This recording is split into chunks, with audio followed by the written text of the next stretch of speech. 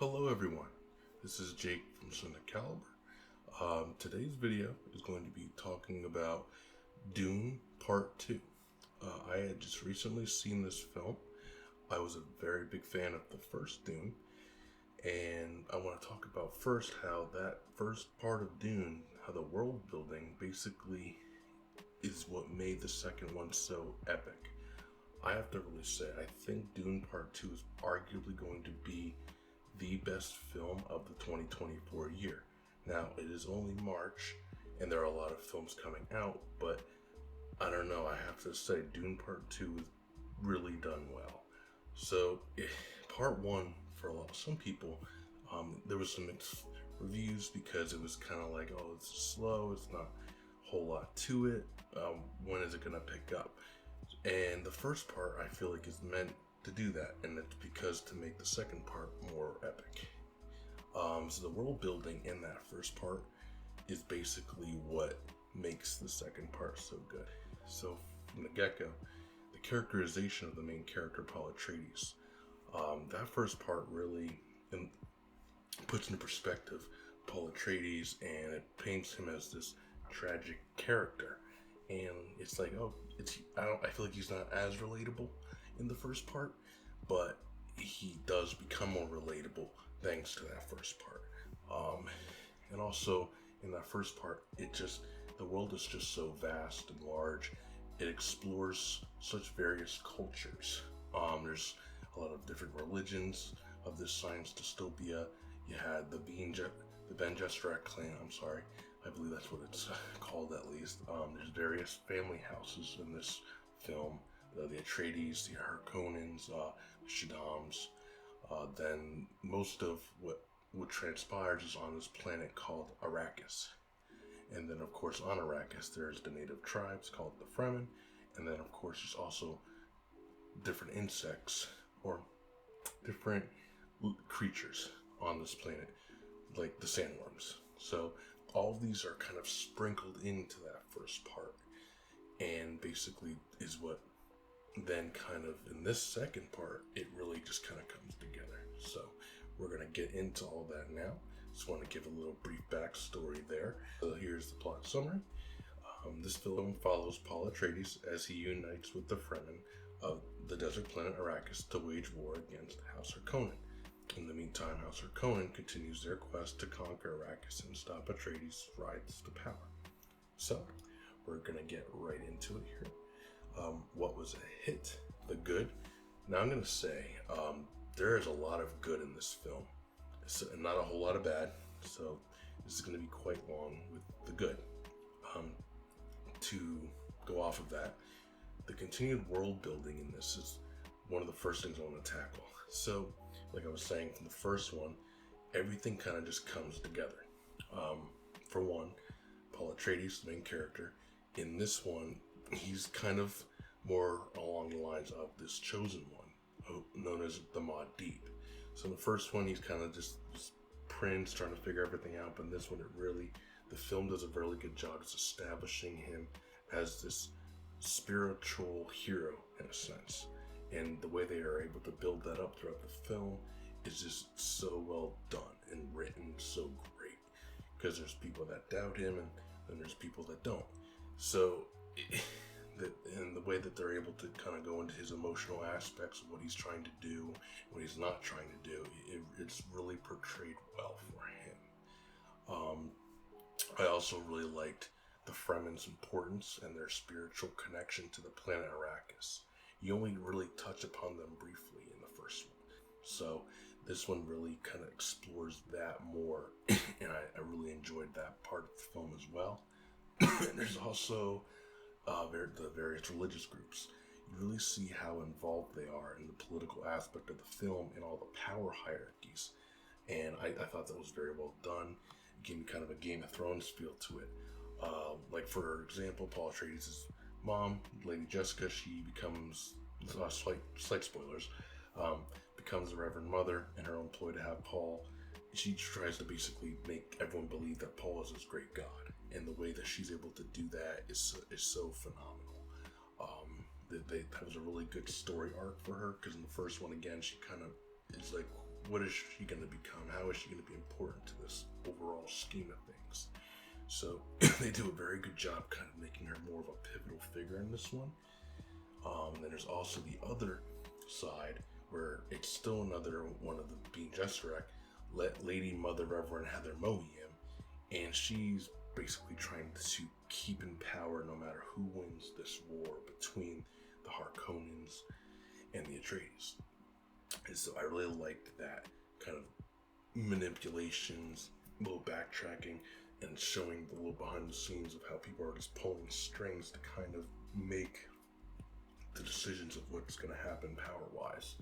It was very well written, very, very well done. Some of the best, probably, I'd say, dialogue in the film. And then, of course, I also really like the Fremen's beliefs of the Mahdi. They really go into this group that really believes in this spiritual hero that's going to liberate their planet and the conflicts that they, go through. But then there's the other side of the Fremen that don't, such as one of the main characters, Shani, who's played by Zendaya. She's a really great character, and I have to say, some of the scenes in the film between her and Paul are arguably some of the best. There's a lot of good chemistry between Zendaya and Timothée Chalamet, who plays Paul Atreides. It's a very well done, kind of like a love story between those two, and it really helps also build Paul's character, make him more relatable, and kind of build on that emotional aspect. And then to go along with that, of course, so Timothée Chalamet, his performance as Paul is just outstanding. They continue to build him, like I said before, into this Mahdi. Mahdi is kind of like a dark messiah in a sense. So he's a hero, but like you get that kind of sense he's not, especially as the film progresses and you kind of get more and more into it. So once it reaches that climax, though, his character is just so phenomenal, and Shyamalan's performance really goes a long way to make this character so epic. I really appreciated that in this film. And then to go from there, I mean, Denis Villeneuve is the director. His just overall direction in this whole film, and along with some of the other people creating the film, such as Greg Fraser made cinematography. Cinematography was outstanding. Beautiful shots of the film. There's a lot of great lighting. There's some scenes that just really captured the beauty of the planet Arrakis. I really, really enjoyed that of the film. It kind of just made you captivated. And then to go along with that, Hans Zimmer made the score of the film, and I'm telling you, the noises from the explosions and everything, it just goes along so well, and it gets put together in such an amazing way to make such a great epic sci-fi story. And then of course the costume design, I'd say the costume design was better with the actual antagonists, Harkonnen. They just looked so dark, deadly, and I liked them in the first one as well. The Baron, his nephews, and that kind of actually goes along to my next big talking point is I really, really like the performance of another actor of Austin Baker.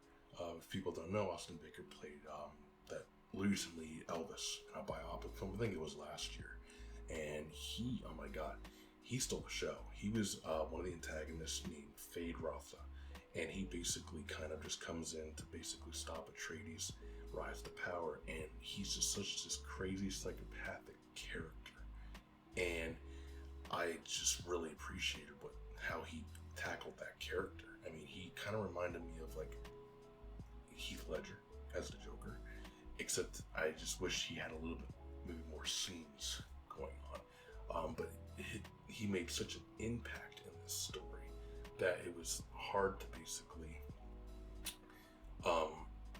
not love him, just even from the little scenes he had. So definitely one of the best parts. There's a sequence really where when he gets debuted, it's like one of the best, and it really makes the film even more epic, and the conflict rises even more. So, and then there were other characters that were like, they weren't, and this is another beauty of the film, they weren't really explored very thoroughly. There's Princess Irulan, played by Florence Pugh. We had the Emperor Shaddam, played by Christopher Walken, Gurney Halleck, an ally to Paul, played by Josh Brolin.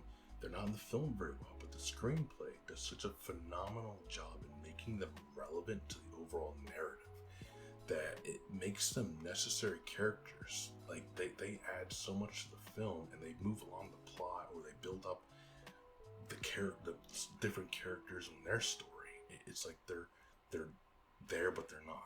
It's very strange. They could be there for maybe 10-15 minutes, but those 10-15 minutes are everything in the story. Without them, the film wouldn't have been as good.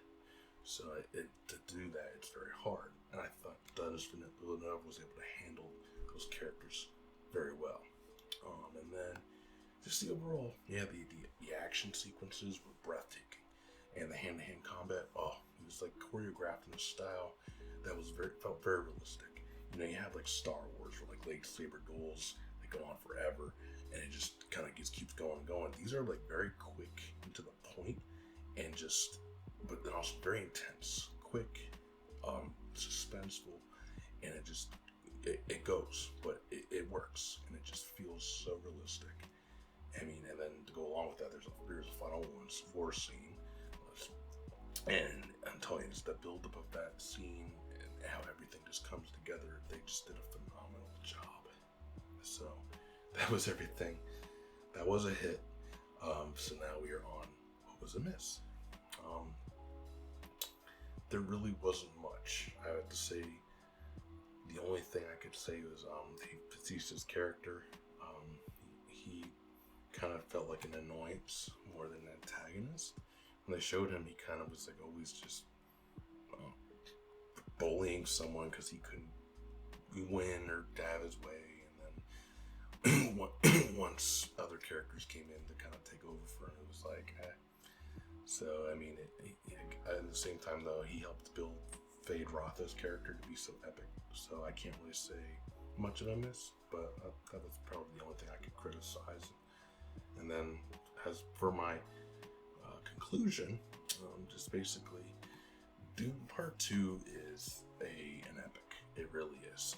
It is the reason why movie theaters are needed to experience this kind of a cinema. And I definitely recommend anyone to go see it. And I'm very excited to see after this film where this franchise is going to go. Basically, Dune is based off a book series. Dune Part 1 and Dune Part 2 are part of one story. Dune Messiah is the second book, so there will be a third movie, and then it'll be based off that second book. And Denis Villeneuve, I believe, is already working on this film, but I have to give it to the guy. He wants to make sure he does it right, and before he really tackles it. But he's gonna do it, but at the same time, you're like, it could take a long time because he wants to do it right, of course. He's a great director. That's another thing I wanted to just talk about in my closing statement. He continues to put out some of the best in the films. He made the film Prisoners, Sicario, The Arrival, and Blade Runner 2049, if anyone knows any of those. Just phenomenal work, and this is another one of those films that he just nailed. That we need more directors like him. Yes. So, with all that said, I'm going to give this film a final rating of a 5 out of a 5. This was a complete bullseye, and again, I definitely would go see it as soon as possible. And yeah, those were basically my thoughts on Dune Part 2. If you guys had any of your own thoughts and feelings, please comment. And as always, please like and subscribe to this channel. And have a great night or day, wherever you guys are at. Thank you, and goodbye.